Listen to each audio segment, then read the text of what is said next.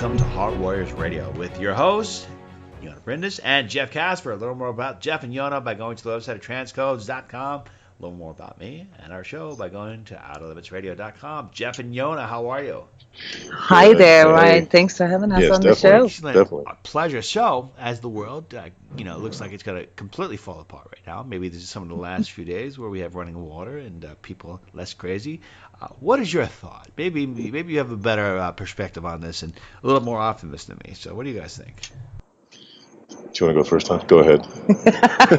We have different perspectives on this. We have, yes. So yes. This is probably going to be a very unique Heart Warrior episode because we will share our different perspectives. It's very, very cool. So my personal view from an energy healer, energy reader's point of view, so I constantly read out collective energies. I constantly report about them. I constantly produce energy tips for people, and I do this professionally. I do this every day. Reading out collective energies right now is, of course, the fear that is, sort of hitting everybody. That's the primary energy that is sort of in the foreground, and this creates a lot of doubt in people and a lot of physical symptoms, not related to the virus, but related to their fears. Okay, so there's physical responses to this tension and to this uncertainty, to this global anxiety right now. So that is one big aspect. Then is the psychological aspect, of course. Those are all the consequences, the result of the global situation. What the collective energy underneath that is actually reflecting back, though, what this is mirroring back to us.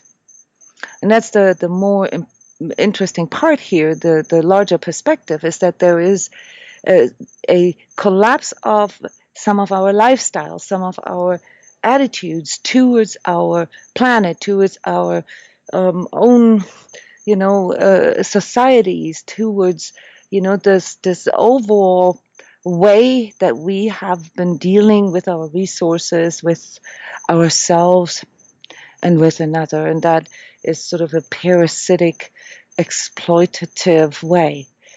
And so from a pure energetic standpoint, all conspiracy theories aside, the virus is an energetic mirror, an energetic replication, basically, of this parasitic lifestyle that we have, the consumerism and the materialism that we show. And so it's mirroring this back to us here by, forcing us to go into introspection, to go into collaboration, to go into seeing the greater good for all, to go into appreciating resources more, to go into local, self-sustaining, self-governed communities more. So from a pure energetic point of view, which of course always looks at the larger timelines and not so much, the subjectively experienced pain or suffering at a given moment, this is actually a very positive development because it actually allows us as a whole entire human collective to rethink, to regroup, to rebuild, to build healthier ways, to work with another, to work with the planet. If we just look at the deceleration of pollution here on our planet over the last 4 to 6 weeks, we can see that there is a huge positive effect of that as well, of, countries being locked down. The planet's not doing good. Everyone's stressed and wondering where the next meal is going to come from and flip it out. I don't know. Yeah, I guess there's a positive thing to it. There is. But I mean there's. Do you think that Gaia is aware about it? I mean, at this point in time, the spirit of Gaia is aware. This guy wondering, oh my God, did the humans go extinct? And is Gaia kind of wondering what's going on? Do you think? I don't think extinction is the problem. No. I mean, that's not what we're facing. We're facing a consolidation. We're not facing the total annihilation No. of humanity. We're facing, things such as, okay, maybe we have to work a little more conscientious with resources. Maybe we have to collaborate more between nations. Maybe we should start seeing us, more as a whole entire collective rather than nations or tribes or races. Okay.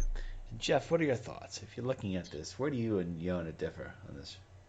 Actually, that not too much on that. The whole thing that I don't really feed into is there's a lot of like conspiracy and fear and all this kind of stuff, and the conspiracy just adds to the panic. I think what Jona talked about, and I feel this too, what Jona talked, this is an opportunity for us to seek for higher vibrational solutions, to realize that if we keep trying to blame everybody, shove everybody, and stay in panic, it's going to get worse. This is not a planet killer. This is nothing. It's just a really bad virus. We face worse viruses than this one. And it's just, unless it would change and get worse or something. But right now it is not going to do a major stop on, fire or water or power or anything like that. It may create some issues with food for a bit and all that kind of stuff. But as long as people keep their heads and pay attention, they could, like Jona mentioned, they could really learn a lot from this. Like a lot of the people right now that I talk to that deal with anxiety on a daily basis, it's an opportunity for them, one, to, keep using the skills they already know of how to stay inside, but also learn what's important. So there is a beauty in this. What we're seeing, like with our own clients and with even things around here locally, people are paying attention more to each other now. Some of it are doing out of panic and trying to stay away from social distancing, but also some people are really reaching out to the loved ones that they have.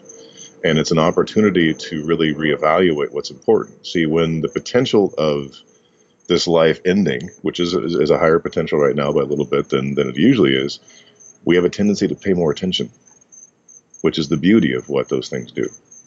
Now, of course, it's also scary, and it can create lots of panic and fear, and can create loss and grief and all that kind of stuff. But it's not to the point where our way of life is done. But I think it's an opportunity to grow. So a lot of what Jona said, I totally agree with. I just don't feed into the it's it's the end. It's the end when it's supposed to be. I don't know if it's the end. I just think that it's a golden opportunity for the sociopaths that control everything to seize more power, and they're doing it, and people are just kind of sitting there, letting it happen, because I don't know what it is. Maybe on an energetic level, they're cowards. Maybe if you look at the collective group of people, maybe in the U.S., I don't know if you see a lot of yellow in there, because I feel a lot of yellow coming off the public, and you're probably wondering, why are you going in this direction? Well, I don't know. I feel that there needs to be people that need to be vigilant and be more mentally stronger, because I don't know what the world was like when the Spanish flu came. Maybe people were stronger, they were tougher, there was more grit, but as of right now, I don't think that people can psychologically handle the power going off for an hour or the cable going out for 15 minutes, let alone this thing. That's why when that fear hits, I just think that they're going nuts. They're going crazy. And I can tell, I'm kind of part of it, because I'm the media, and it's getting to me too. And I want to be prepared too. But I just don't see the resilience or the grit. I don't know. What do you guys think? Do you agree or disagree? Well, if you compare with the Spanish flu historically, this was in the middle of the First World War. Not the end of it. Yeah, it was towards the worst part of the First World War. It was a terrible situation. Mm-hmm. Where millions of men, like healthy men, already had died, where there was already a shortage, where there was a shortage of resources and so forth. It was terrible. We forget that sometimes. Well, and there's going to be people that freak out. There's going to be people that lose it. I mean, that's just going to happen. That happens with anything. I mean, some people lose it when their toilet backs up, so there's... I do. Yeah, okay, but if that's your level of freak out, then a disease that's 100 to 200 times more potent than the average bad flu is going to freak you out. And it's an opportunity for them to have their freak out, or to hit bottom, or to go even psychotic, get help that they need, and maybe change. So again, you have to look at this as the unfolding of what occurs at any moment is based upon the overall consciousness of our collective. So our collective is at a point where, because of what we've been doing, now all this stuff's coming up to be faced. So like Jona mentioned, I like to reference it as a reflection, not necessarily complete reflection, but definitely part of it. So it's an opportunity. Like, I always look at these things as opportunities, even though sometimes it's not that fun during it. a little stressful.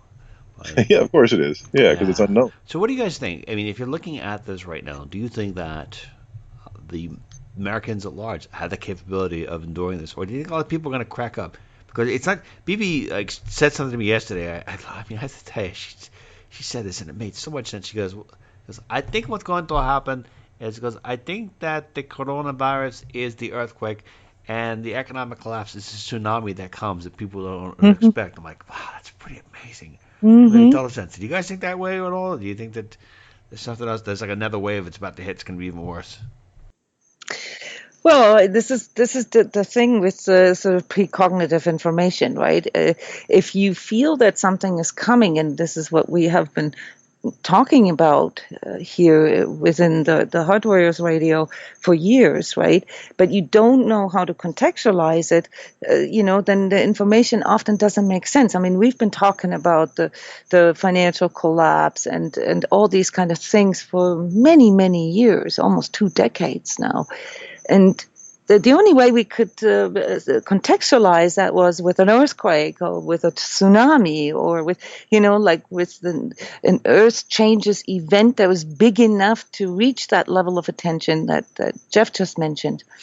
All right. So when it comes to like envisioning sort of what this will do for us, we've been getting this information all along. We've been getting the information that the way our system is not sustainable, and that our financial system is a pyramid system that is not sustainable, and so forth. We've already gotten this info a long, long time ago, but we couldn't imagine how it would happen. The visuals, our worst fears were like an earthquake or a tsunami, right? And by seeing it this way, your wife has actually nailed it, because that's exactly what is the catalyst in situations like that. There is a catalyst of some sort, and it's often not what we think it is. All right, that brings something to topple over the tipping point. That produces a situation that makes sort of everything that is untrue collapse. Whether or not, and this is where the conspiracy theories come in, whether it's the good forces trying to dry out the swamp or the bad forces trying to take over the world, or whatever the theories are that are out there. China trying to take over the world, all these things are actually right now quite irrelevant. Because if people get caught up in who and the blame and the scapegoating and all that, they're missing the point. They're missing exactly that opportunity that we've been talking about. Because there's a situation right now that asks us to walk up in a certain way. I don't know what can we people do at this point. Is this something that was planned for a long time? Is this situation that we world faces ourselves in? Is something that was planned? Are we going to expect more bumps in the road? And what is your perspective? Is it just start of a whole change where life kind of gets really rough for a long time? We'll see. I mean, it's gonna have to get a little bit worse before it gets a little bit better. I mean, that's just how this goes. The virus is not fully run its course yet. You're going to see massive jumps in cases because testing is now being done more consistently, and as that happens, the numbers are going to go up, and also likely the death rate hopefully stays low, like it has been. So it's understanding that this will create some drama, and it'll create some ripples that'll have a lasting effect, likely 6 months, a year, 2 years, 3 years, 5 years, depending upon what you're talking about. But some of those ripples will actually be very positive, like like Jona mentioned, with some of the lack of pollution or the lack of creating pollution, what that can show people. It can also show people how maybe to better reconnect again. But it could also show people how to become more and more distant from one another. Could people get more and more anxious and more separated. So there's a lot of potentials. And as Jona's mentioned many times, it could create more of a bifurcation where more people go into that coldness, they go into that trying to stay safe from a vine's point of view, where other people will see this as an opportunity to go broader and wider no matter what happens. Because a lot of times with anxiety and things of the panic and the phobia that are occurring right now, it's learning to maintain your energy in the moment, how that's so vital and so important. Because the majority of the time, I would say probably, I don't know, you might want to change that, hun, but probably over 95% of the time, It's not needed. All that's all in the head. It's not Do needed. you think that people freaking out is right now is something that is expected, or do you think that they're doing it because they don't have the resilience? I mean, should people be freaked out? Should they be, panicking, or is this just, part of the whole, Panic's a choice. Okay. Yeah. Well, but it's to be expected Yeah, because of I mean course. we've discussed this here many times Yeah. how the lacking resilience is not just a cause for unhappiness and people being unfulfilled and depressed, but also really the lack of actual pragmatism, of being able to take care of themselves, of developing healthy lifestyle, healthy thinking, healthy emoting, healthy communicating. Those are all things that have been lacking here all along, where we've been moving away from healthy lifestyles all along. So people freaking out is not just to be expected, it's a given because of that insufficiency here to understand that the governments are not responsible for our lifestyles. The governments are not going to rescue us if we are sick. Do you know what I mean? It's this externalization that has led people to taking things for granted and not wanting to take full responsibility for themselves. So it's, in my view, from a metaphysical point of view, a misunderstood liberty. Okay, to think that because I have the freedom to do what I want, gives me the freedom to exploit others or a system or the planet is misunderstood. True freedom comes out of self-responsibility and understanding how it's connected, how I am connected with the greater good. Everything that I put out there, my carbon footprint and my thoughts and every message that I send out there and everything that I leave behind here, that I have as sort of energetic output here, affects others. Jeff and Jona, I appreciate it. I thought you had some really great insights, and that concludes today's edition of Heart Warriors Radio. Learn more about Jeff and Jona by going to the website at transcodes.com. Learn more about our show by going to outerlimitsradio.com. Jeff and Jona, thank you so much. Thank you.